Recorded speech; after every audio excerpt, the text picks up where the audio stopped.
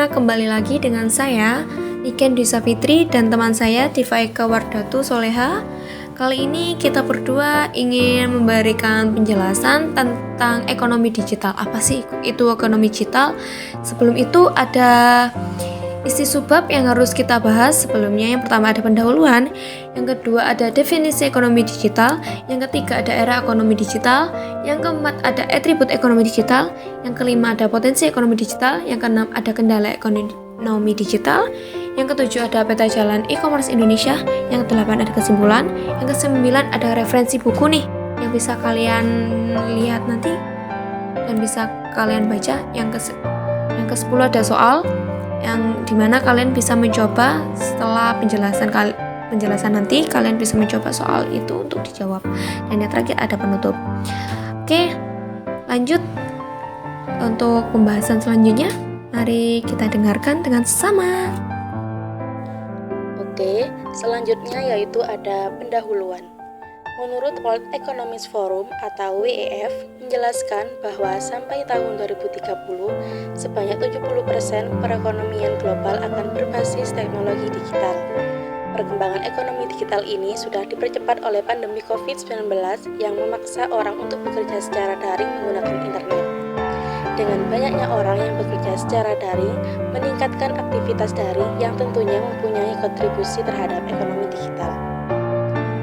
Ekonomi digital atau digital ekonomi mencangkup seluruh bagian perekonomian yang mendasar pada perubahan teknologi yang menyebabkan transformasi pasar, model bisnis, dan operasional bisnis sehari-hari. Ekonomi digital saat ini berada di level negara atau global. Oke, selanjutnya yaitu ada definisi ekonomi digital. Secara umum, ekonomi digital adalah kegiatan ekonomi yang didasarkan pada teknologi digital. Terdapat beberapa definisi ekonomi digital yang digunakan oleh akademis, perusahaan, pemerintah, maupun organisasi-organisasi internasional. Definisi ekonomi digital yang diusulkan oleh Digital Economy Task Force atau DETF di Organization for Economic Cooperation and Development atau OECD adalah semua aktivitas ekonomi yang bergantung secara signifikan oleh penggunaan input digital, termasuk teknologi digital, infrastruktur digital, layanan digital, dan data.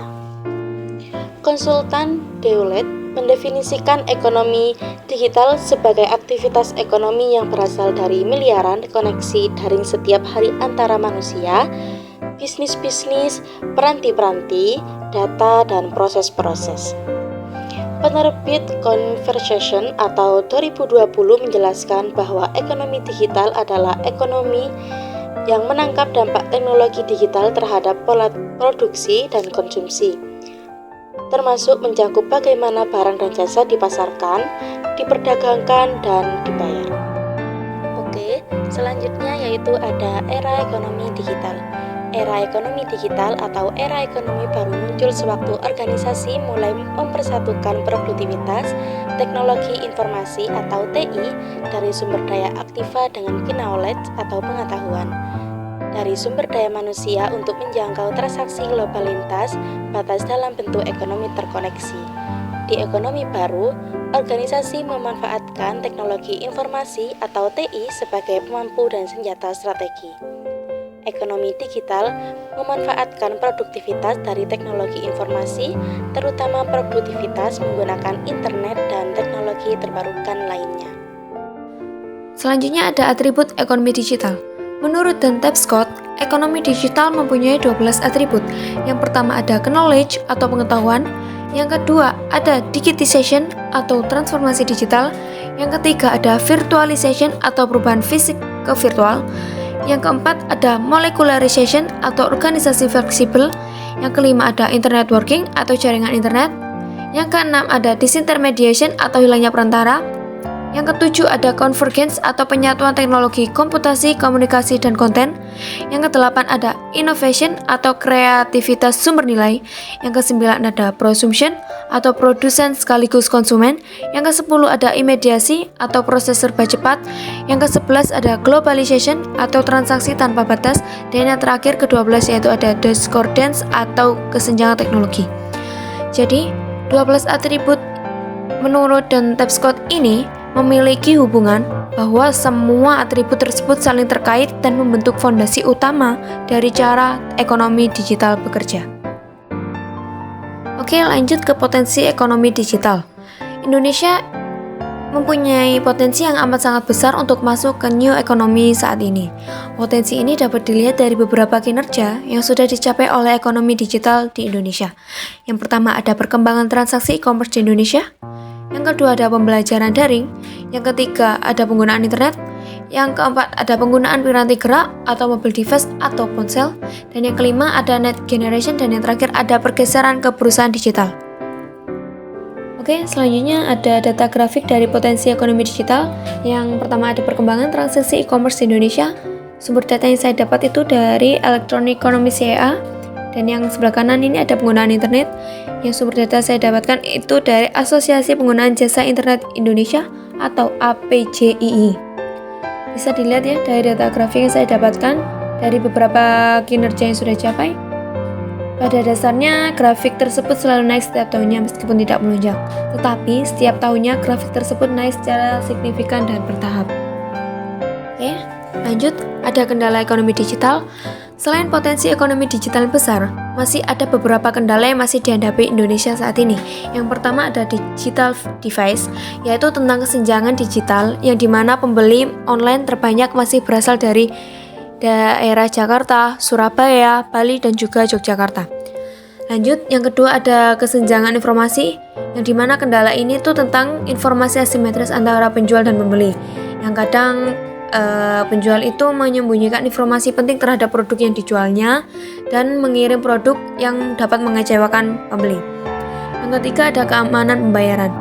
Pembeli online maupun pengguna mobile banking masih sangat khawatir dan mempermasalahkan keamanan pembayaran dengan cara QRIS, transfer, dan menggunakan kartu kredit yang kadang masih bisa orang lain membobol akun ATM kita. Dan yang terakhir ada peringkat ICT atau Information and Communication Technology dan kesiapan jaringan yang masih rendah. Ketertinggalan di perkembangan ekonomi digital ditunjukkan oleh peringkat Indonesia yaitu di posisi 108 dari 167 negara untuk mengembangkan ICT yang belum tinggi. Hal ini kurang lebih meliputi infrastruktur yang belum merata serta kesenjangan akses internet antara perkotaan dan pedesaan. Dan dalam kendala ini, masyarakat terutama di daerah terpencil sulit memanfaatkan potensi ekonomi digital dan memperlambat pembangunan di daerah tersebut. Oke, selanjutnya ada peta jalan e-commerce Indonesia. Ekonomi digital berbeda dengan e-commerce. Ekonomi digital lebih merujuk pada kegiatan ekonomi yang lebih luas seperti kegiatan ekonomi negara atau kegiatan ekonomi global. Sedangkan kalau e-commerce ini lebih merujuk kepada kegiatan perdagangan yang dilakukan oleh suatu perusahaan. Peta jalan sistem perdagangan nasional berbasis elektronik atau SPNBI di tahun 2017 sampai tahun 2019 merupakan program-program yang memberikan arahan dan langkah-langkah penyiapan dan pelaksanaan perdagangan yang dimana transaksinya ini berbasiskan serangkaian peranti dan prosedur elektronik. Peta jalan SPNBI tahun 2017 sampai tahun 2019 ini berfungsi sebagai acuan bagi pemerintah pusat dan daerah untuk menetapkan kebijakan sektoral dan rencana tindak dalam rangka percepatan pelaksanaan sistem perdagangan nasional berbasis elektronik atau e-commerce pada bidang tugas masing-masing yang memuat dalam dokumen perencanaan pembangunan dan juga sebagai acuan bagi pemangku kepentingan atau stakeholders dalam menjalankan sistem perdagangan nasional berbasis elektronik. Di tahun tersebut juga, peta jalan SPNBI berisi beberapa program yang akan dibangun yaitu ada pendanaan, perpajakan, perlindungan konsumen, pendidikan dan sumber daya manusia, infrastruktur komunikasi, logistik, keamanan siber, dan pembentukan manajemen pelaksana peta jalan. Oke, dari penjelasan PPT yang sudah dijelaskan tadi, kesimpulan yang dapat kita ambil yaitu bahwa ekonomi digital ini memberikan dampak positif dalam kegiatan ekonomi masyarakat dari yang serba manual menjadi serba digital. Hal ini menjadikan kegiatan sehari-hari menjadi lebih praktis dan cepat. Kemudahan yang ditawarkan dalam ekonomi digital ini otomatis membuka peluang bisnis yang sangat luas. Oke, ini ada referensi dari penjelasan PPT di atas. Ada referensi bukunya yang bisa kalian cari dan kalian baca. Dan terakhir ada soal, ada 5 soal. Ini bisa kalian kerjakan sesuai dengan pemahaman kalian tadi tentang penjelasan PPT tersebut. Bisa kalian coba. Terima kasih. Kurang lebihnya mohon maaf. Assalamualaikum warahmatullahi wabarakatuh. Bye-bye. Videonya